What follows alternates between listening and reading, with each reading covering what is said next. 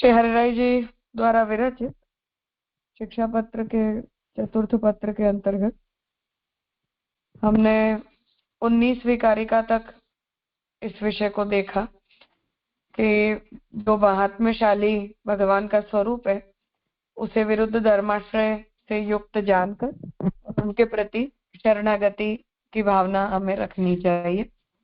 वो शरण प्रत्यक्ष और परोक्ष दो प्रकार से श्री हरिराय जी ने बताए।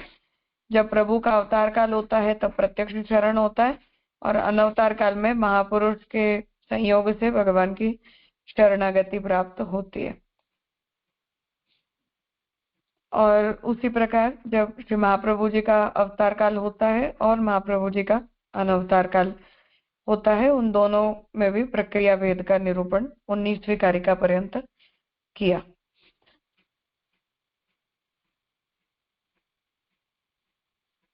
अब आगे 20वीं कारिका देखें। तेषाम् अपि तु पारोक्षे तदुक्तैः वचनैः स्वतः तत्प्रकाशितमार्गैकस्थितौ भवति सर्वथा। ऊपर के कहे श्लोक में ऐसे महापुरुष के हु परोक्ष में विन्ने कहे वचनामृत करी के स्वतः आप ते विन्ने प्रकट किए मार्ग में ही मुख्य स्थिति होए तब सर्वथा शरण सिद्ध होए। टीका। ऊपर कहे जो संयोग में साक्षात शरण और परोक्ष में भगवदीय सो मिली के शरण सिद्ध होए, तो यहाँ भगवदीय महापुरुष रूप श्री आचार्य जी हैं, इन द्वारा शरण सिद्ध होए। तो प्रभु के अवतार काल में संयोग के द्वारा हमें भगवान की शरणागति भगवान स्वयं ही अपने भक्तों को प्रदान करते हैं। और अनवतार काल में भगवान की ही प्रेरणा से जैसे श्री महाप्रभु जी का प्राकट्य हुआ, ऐसे श्री महाप्रभु जी के संग से और उनकी प्रेरणा से हमें शरणागति प्राप्त होती है। श्री आचार्य जी के परोक्ष में भगवदीय सो मिली के श्री आचार्य जी के वचनामृत ग्रंथ द्वारा शरण सिद्ध होए। और जब श्री महाप्रभु जी भी भूतल पर अपने आदि भौतिक स्वरूप से विराजमान नहीं है, ऐसे आपके अनवतार काल में के समय में जैसा हम वार्ता चरित्रों में देखते हैं कि महाप्रभु जी नित्य ही अपने ग्रंथों के रूप में अपने आदि दैविक स्वरूप से विद्यमान विराजते हैं अपने भक्तों के लिए। तो ऐसे समय में जब हम भगवदियों के साथ मिलकर श्री महाप्रभु जी के ग्रंथों का अध्ययन चिंतन करते हैं तो उनसे हमें श्री महाप्रभु जी के द्वारा शरणागति की प्रेरणा प्राप्त होती है। तो श्री आचार्य जी पुष्टि मार्ग किए हैं, तिन में स्थित होए तब सर्वथा शरण सिद्ध होए। और आपके ग्रंथों से प्रेरित होकर जब हम महाप्रभु जी के मार्ग में स्थिति करते हैं तब हमारी शरणागति दृढ़ होती है। काहे ते जो श्री कृष्ण के परोक्ष में श्री आचार्य जी, श्री गोसाई जी, श्री वल्लभ कुल तथा तिन के परोक्ष में उनके वचन की भावना करे, सगरे ग्रंथन को भाव कहे सुने, उनके पुष्टि मार्ग में स्थित होए के शरण की भावना करे तो निश्चय शरण सिद्ध होए। तो श्री महाप्रभु जी, श्री गोसाई जी, गोपीनाथ जी की अनुपस्थिति में आपके ग्रंथों के अध्ययन चिंतन से ही हमारी शरणागति दृढ़ होती है। और जो ग्रंथ हैं वो साक्षात भगवद रूप ही होते हैं, इसलिए उन ग्रंथों में ही आप सभी की उपस्थिति की नित्य भावना करते हुए और शरणागति को सिद्ध मार्ग में शरणागति को दृढ़ करना चाहिए। ऐसा यहाँ श्री गोसाई जी आज्ञा, श्री गोपेश्वर जी आज्ञा दे रहे हैं।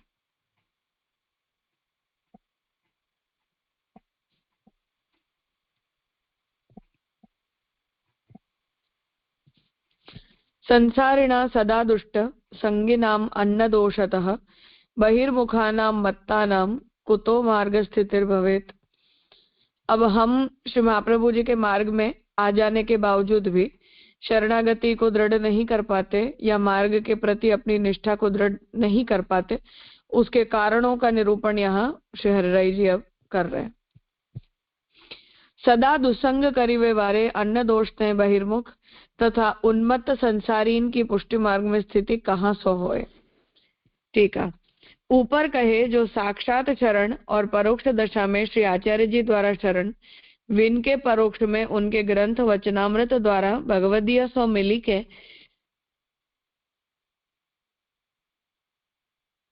पुष्टि मार्ग में स्थित होए के शरण विचारे।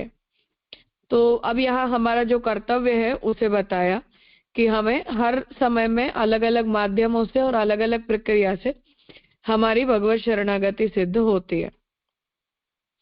परंतु दुस्संग होए तो सगरो कियो एक क्षण में जात रहे। काहे ते जो संसारी जीव है सो सदा दुष्ट है। परंतु हमारी मार्ग निष्ठा में आने वाली जो विपरीत स्थिति है और उसका जो कारण है उसका निरूपण यहाँ कर रहे हैं कि ऐसे में हमें जो है वो जब दुस्संग प्राप्त हो जाता है तो उस दुस्संग के कारण हमने अब तक जो भी शरणागति सिद्ध की है या जैसे भी मार्ग में रुचि के रूप में जो भी निष्ठा हम अपने अंदर लाए हैं वो सब चली जाती है। और हम क्योंकि स्वभावतः जैसे महाप्रभु जी बालबोध में जीवा स्वभावतो दुष्टाः आज्ञा करते हैं, ऐसे स्वाभाविक रूप से ही हम संसारी मतलब कि अहंता ममता से ग्रस्त होते हैं, तो उनका आवेश जो है वो हमारे अंदर हमेशा ही बना रहता है। ताते दुष्ट के संगते निश्चय दुष्टता होए, ताते संसारासक्त जीव है तिनको संग कबहू नहीं कर्तव्य है। तो यहाँ जो दुष्ट का जो संग दुस्संग है उससे यहाँ तात्पर्य है कि जो भी जीव ऐसे हैं कि जिन जीवों के साथ रहकर हमें भगवान की सेवा में और भगवान की भक्ति में प्रेरणा मिलती है, उन लोगों के संग से आपत्ति नहीं होती है। परंतु जो लोग हमारे अंदर संसारासक्ति को बढ़ाने वाले होते हैं, संसार के प्रति हमें ज्यादा प्रेरित करने वाले होते हैं, उनके संग को भी दुष्ट संग जानना चाहिए। तो अवैष्णव जितने भी हैं वो हमारे अंदर संसारासक्ति बढ़ाते हैं, उसी हेतु से उनके संग को दुस्संग कहा है। तो उसे यहाँ बता रहे हैं कि तिनको संग कबहू नहीं कर्तव्य है, सो संसारी बहिर्मुख कैसे जानिए। तो अब यहाँ उसका लक्षण पूछ रहे हैं कि संसारी बहिर्मुखता का स्वरूप हमें कैसे समझना चाहिए। कहाँ कहते हैं लौकिक विषयादिक में तन मन धन करी उन्मत्त रहे। तो जिन लोगों की लौकिक विषयों के अंदर तन मन धन से रुचि होती है, अष्टप्रहर लौकिकावेश रहे, पूरा समय लौकिक कार्यों के अंदर ही जिनका मन जाता है, भगवत धर्म में मन नहीं लगे, अभिमान अहंकार मन में बहुत रहे, ऐसे संसारी जीव के हृदय में यह पुष्टि मार्ग कबहू स्थित न होए। तो ऐसे जो लक्षण वाला जो जीव है या उनका संग करने वाला जो व्यक्ति है उसके हृदय में भगवत शरणागति और मार्ग निष्ठा कभी भी नहीं बन पाती है।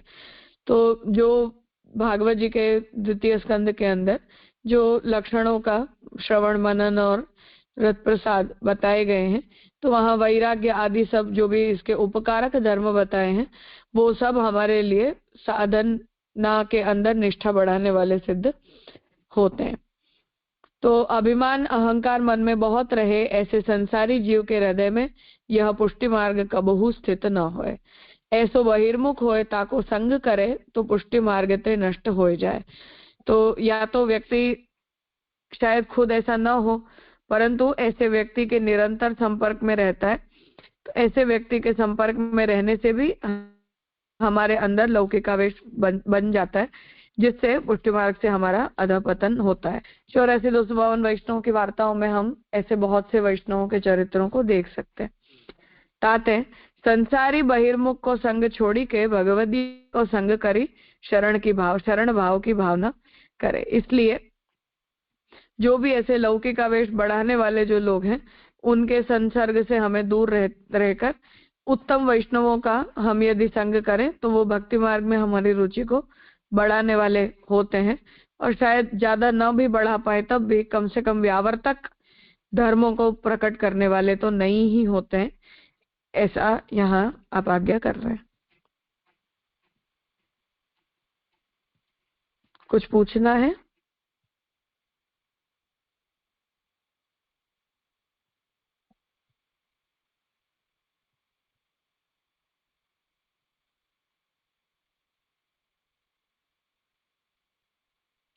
हाँ हिना बहन।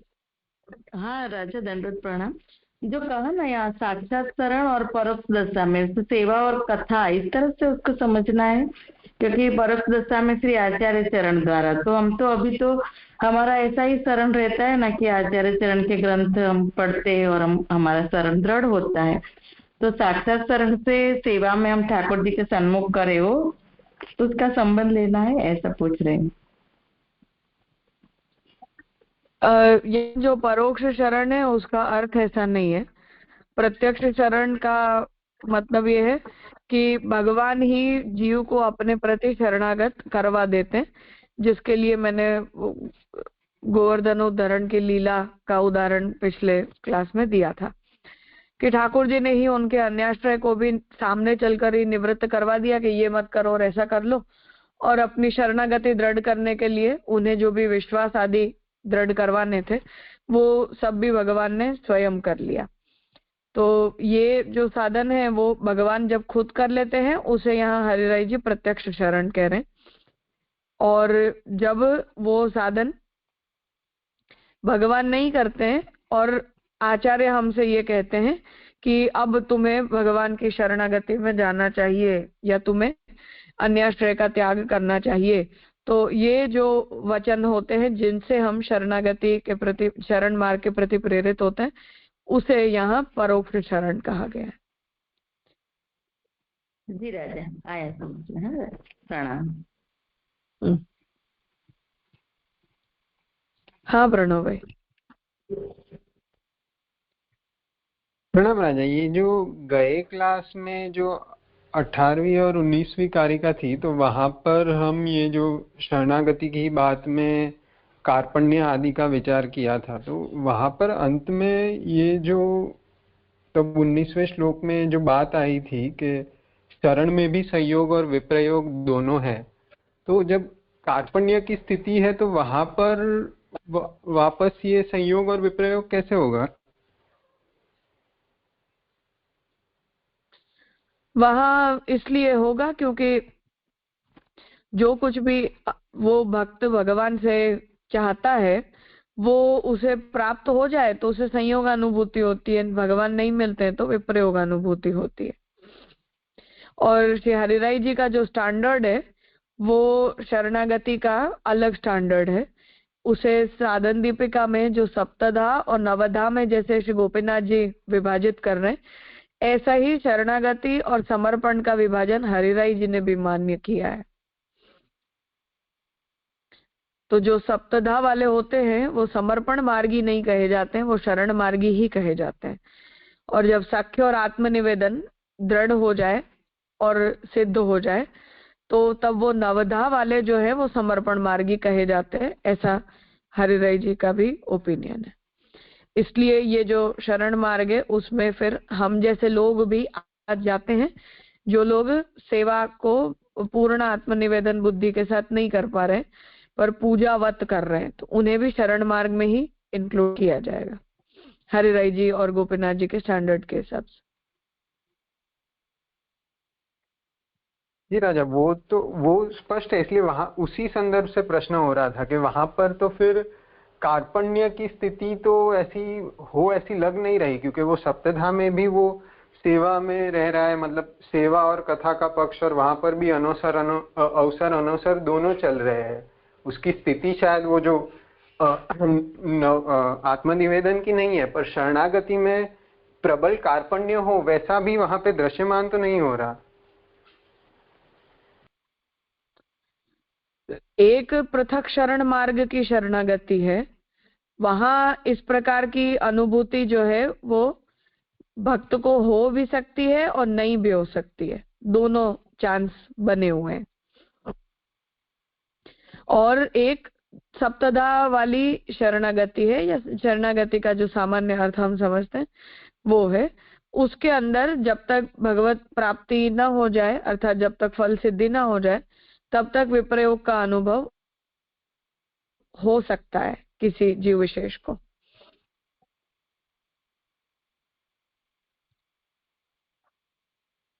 जी अच्छा, तो फिर ये यहाँ पे जो 19वां श्लोक है परोक्ष शरण, वहां से वो सप्तधा के पक्ष से लेना होगा, और शायद 18वें श्लोक में वो जो कार्पण्य की स्थिति है वो उससे मार्जारी न्याय से जो हम बात कर रहे थे पिछले क्लास में वैसे लेना होगा। हाँ हाँ। जी राधे, प्रणाम।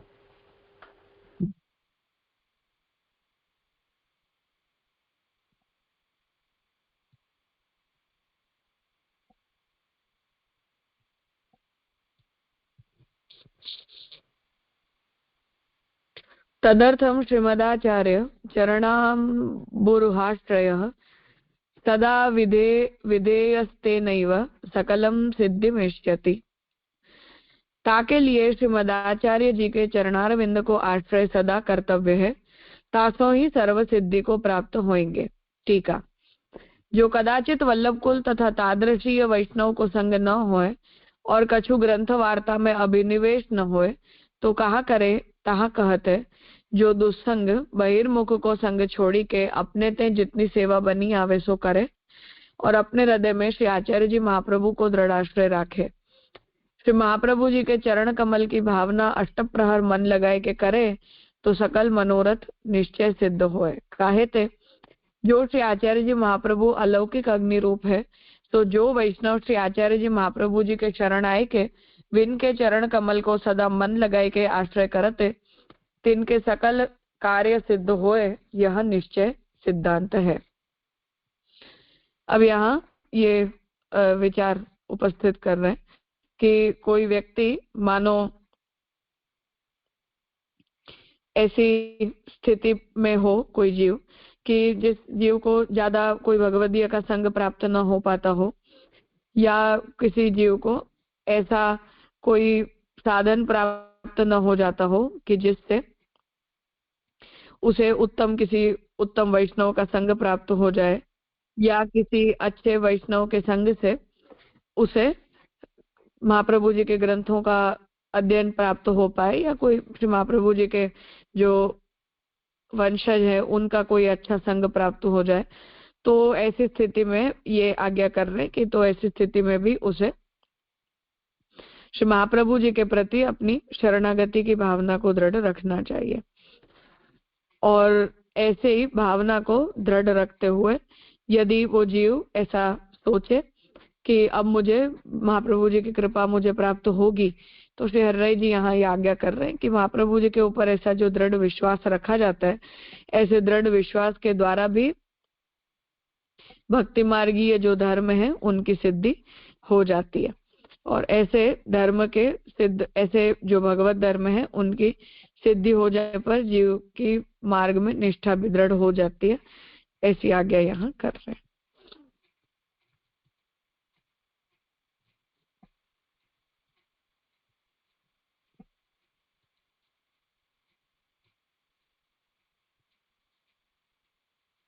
तदाश्रयोऽपि मनसः संगाभावेन चेत् सतम् दोषाभावेन शिथिलो यदि दैवाद् भविष्यति तदास्माकं गतिः का वा इत्येवं चिन्तास्ति मे हृदि लौकिक क्लेश संबंधो हर्यंगीकृत लक्षणम। शब्दार्थ। सत्पुरुष के संग के अभाव ते मन प्रसन्न नहीं रहते, जो कबहू विनको आश्रय शिथिल होएगो तब हमारी कहाँ गति होएगी, यह चिंता मेरे हृदय में है। लौकिक क्लेश को संबंध ही हरि की अंगीकृति को लक्षण है। लौकिक में क्लेश होए तब वैराग्य होए, जैसे अंग, चित्रकेतु, पिंगला, कदर्य, इनको क्लेश ते ही लौकिक शक्ति छूटी है, यह मन में जान लो। तो अब यहाँ शहराई जी ये बात बता रहे हैं कि किसी जीव को की लोकासक्ति शिथिल हुई, लोकासक्ति कम हुई, भगवत शरणागति दृढ़ हुई, ये हम कैसे जान सकते हैं? तो उसके लक्षण का यहाँ वर्णन कर रहे हैं कि जब भी हमें कभी ऐसा लगे कि हमारे आसपास जितने भी लोग हैं इनमें से कोई भी अच्छा व्यक्ति नहीं है, कोई भी वैष्णव नहीं है, कोई भी सत्पुरुष नहीं है, उससे जब हमारा मन अप्रसन्न होता है तब संसार के प्रति हमारी जो आसक्ति होती है वो शिथिल होती है। और फिर अब हम कहाँ जाएंगे, हम क्या करेंगे, ऐसी जब हमारे मन में चिंता होती है तब ऐसा लोक में हुआ जो दुख है उसी के द्वारा हमें भगवान के प्रति हमारा संबंध बना है ऐसा जानना चाहिए। तो जैसे मैंने ये श्याम काका जी जैसे आज्ञा करते हैं कि संसार और भगवान के बीच में एक रस्सी है, तो यदि वो भगवान की तरफ खींचती है तो संसार से दूर जाती है, और संसार की तरफ खींचती है तो भगवान से दूर जाती है। तो वो यहाँ हरिराय जी बता रहे हैं कि अगर हमें ऐसा लगे कि सांसारिक प्रवृत्तियों में हमारी रुचि नहीं है, संसार के जो भी लोग हमारे आसपास हैं उनके साथ रहना हमें अच्छा नहीं लग रहा, या उनसे हमें असंतुष्टि का अनुभव हो रहा है, तो इसे ऐसी असंतुष्टि को और ऐसे सांसारिक दुख को हमें भगवद अंगीकार के लक्षण के रूप में समझना चाहिए। टीका। सदा मन करी श्री आचार्य जी को आश्रय करे, सत्संग को अभाव होए, भगवदीय को संग न होए तो मन ते आश्रय न छोड़े। अपने मन को सब ठोरते छोड़ी के श्री आचार्य जी के चरण कमल में लगाओ, निरंतर तोषा भाव करी के आश्रय शिथिल न करे। तो यदि हमें उत्तम भगवदीय का संग न भी मिले तब भी कम से कम जो भी बहिर्मुख लोग हैं उनके संग को तो हमें छोड़ना चाहिए। श्री महाप्रभु जी के प्रति हमें शरणागति की भावना बनानी चाहिए। अपने मन को जब सब जगह से हटाकर हम महाप्रभु जी के प्रति आश्रित होते हैं तभी हमारी जो भगवान को प्राप्त करने के तरफ का हमारा मार्ग है वो प्रारंभ होता है। काहे ते जो भगवदीय के संगते आश्रय वेगी सिद्ध होते हैं, भगवदीय के संग बिना आश्रय वेगी सिद्ध नहीं होते। भगवदीय को संग होएगो तब ही मैं आश्रय करूंगो, ऐसे विचारी के आश्रय को शिथिल न करे। भगवदीय कहा जानिए कब मिले, तहाँ ताई आश्रय किए बिना दुर्बुद्धि हो जाए, ताते मन में आश्रय न छोड़े।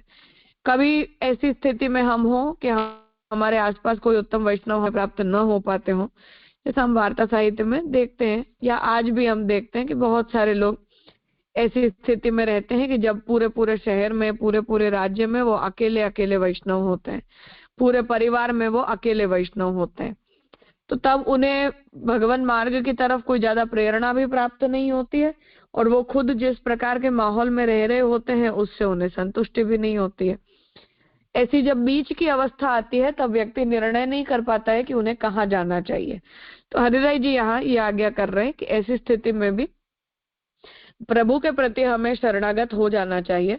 भगवदीय के बिना इस मार्ग में हम आगे नहीं बढ़ सकते, ये बात सच है, परंतु जब तक मिले नहीं कोई उत्तम वैष्णव तब तक यदि हम भगवत धर्म का स्वीकार ही नहीं करेंगे तब भी हमारी उससे हानि होती है।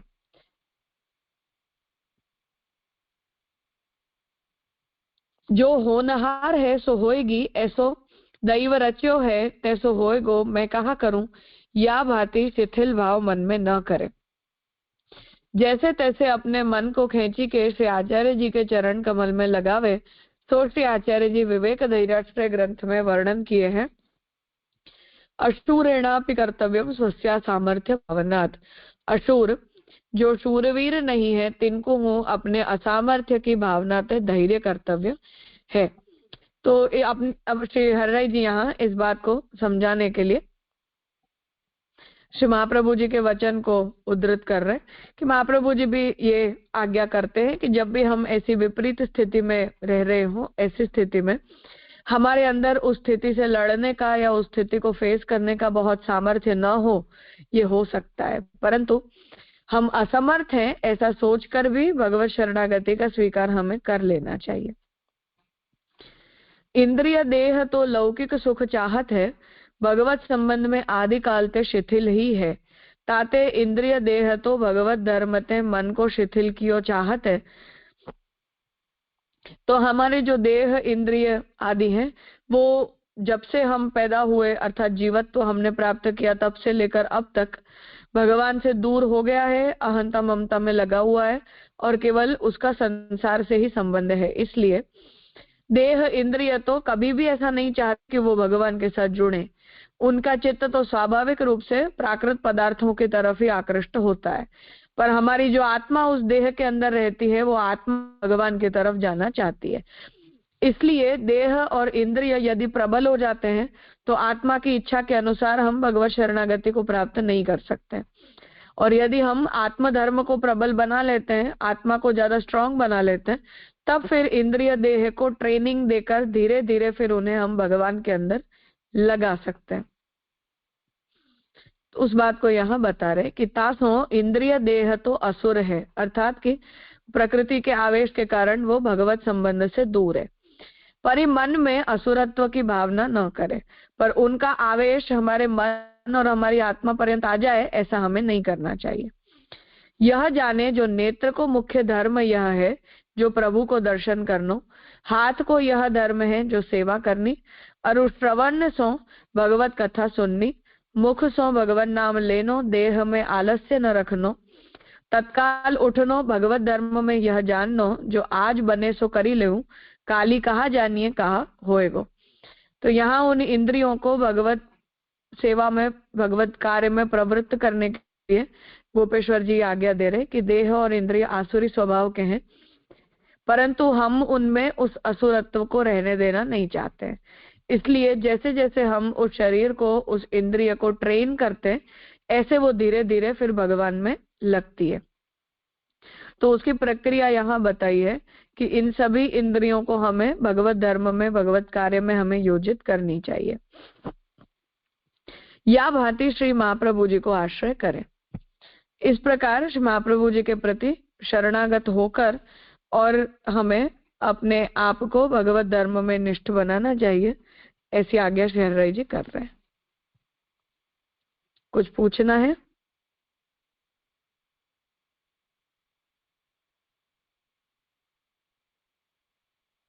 हाँ जिग्नाबेन। प्रणाम राजा।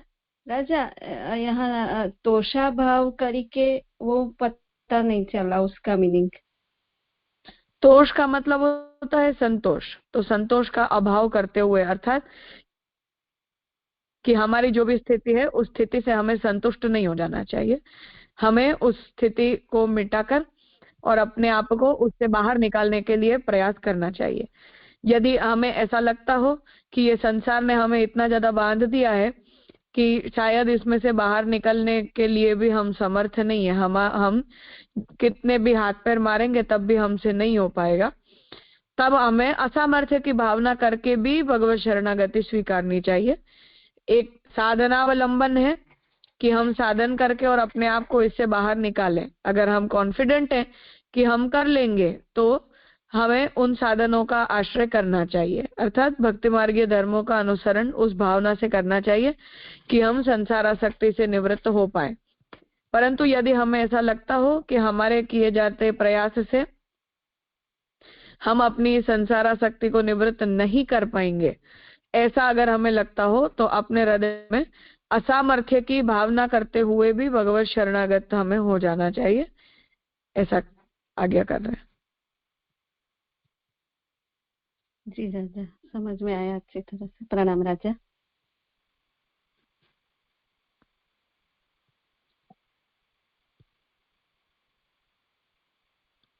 हाँ दुष्यंत भाई। ये दंडित प्रणाम जय, मेरा भी यही क्वेश्चन था, समझ में आ गया। दंडित प्रणाम। अच्छा ठीक है,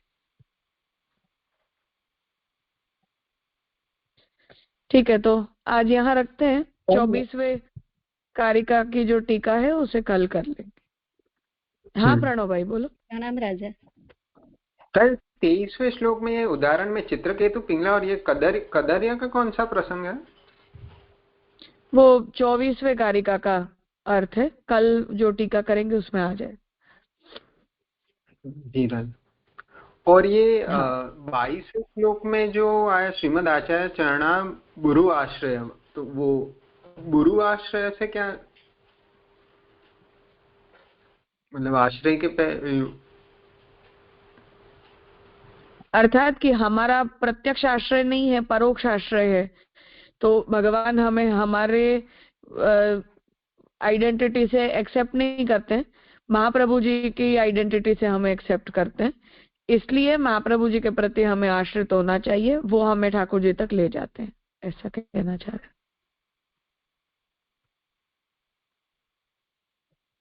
जी जी राजा प्रणाम।